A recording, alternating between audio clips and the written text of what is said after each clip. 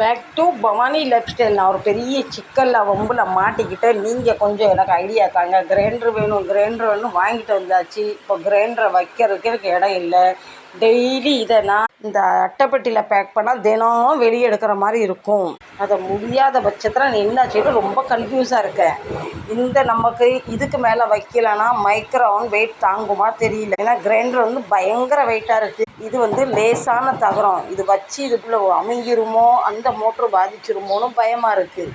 இதில் ரெண்டுமே கனெக்ட் ஆக மாட்டேங்குது. இப்போ ஒரே டேபிளில் ரெண்டையுமே இப்படி கனெக்ட் பண்ணியிருக்கேன். அப்போ நமக்கு மைக்ரோனுக்கு அது இந்த பக்கம் இப்படி மூடி திறக்கிற மாதிரி ஆயிரும். நமக்கு இது ரெண்டும் ஒரே இடத்துல இருக்குது. இந்த ஸ்டாண்ட் ரொம்ப ஸ்ட்ராங்காக இருக்குது. ஸ்டாண்டுக்கு பிரச்சனை இல்லை.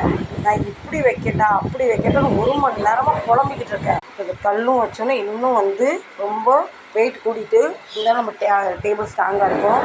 என் கிச்சன் பார்க்க தான் இவ்வளோ பெருசாக இருக்குது. ஆனால் எதுவுமே நாங்கள் வீடு வாங்கினது எதுவும் செட் பண்ணலை.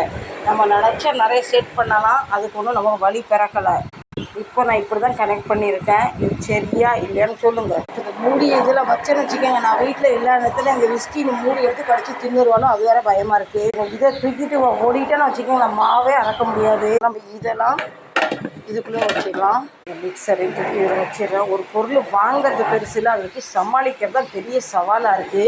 24 மணி நேரம் வீட்டில் இருந்தால் பிரச்சனை இல்லை. 24 மணி நேரம் வீட்டில் கிடக்கும் போது இவன் மட்டும்தான் இதே வம்பாக்கிடுவாலும் கொஞ்சம் பயமாக இருக்குது. இப்போ இதை இப்படி வச்சாச்சு. இதை இப்படி வச்சுட்டேன். என் பையன் எனக்கு ஐடியா கொடுக்க வந்துட்டார். ஃப்ரெண்ட்ஸ் பாருங்கள், இப்போ நான் கொஞ்சம் சாம்பார் சோறு சூடு போட போகிறேன். இப்போ ஃபஸ்ட்டு வாசல் அந்த பக்கம் இருந்தது. இப்போ வாசல் இந்த பக்கத்தில் வச்சு நம்ம கொஞ்சம் இடம் இல்லை குமைகம் அட்ஜஸ்ட் ஆகிற வரைக்கும் நம்ம செஞ்சு தான் ஆகணும்.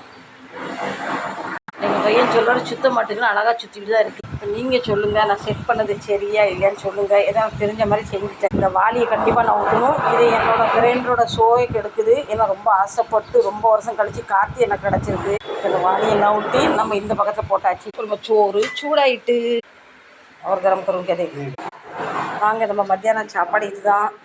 இப்போ எங்கள் பையனுக்கு ஆஃப் ஆயில் வேணுமா, எனக்கு சத்தியமாக ஆஃப் ஆயில் போட தெரியாது, இருந்தாலும் ட்ரை பண்ணலாமாங்க. ஃப்ரெண்ட்ஸ் எனக்கு ஒரு ஆப்பத்தவா வாங்கணும் ஃப்ரெண்ட்ஸ். வீட்டில் கொஞ்சம் பாத்திரம்லாம் வாங்கணும். உருப்படியான எதுவுமே இல்லை பாத்திரம்லாம். சொன்னாங்க எல்லாம் நேரம் காலம் வந்தால் தான் நடக்கும்னு சொல்கிற மாதிரி. எனக்கு என்றைக்கு நேரம் காலம் வரும்னு தெரியும். என் பையன் 9 மாதம் கழிச்சு இந்தியா வந்திருக்காரு. அவர் இப்போ 10 நாள் ஆகுது. அந்த நாள் நான் ஊரில் இருந்தேன். இவர் பின்ன அவங்க மாமா வீட்டுக்கு போயிட்டார். அவர் இன்றைக்கி தான் வந்திருக்காரு.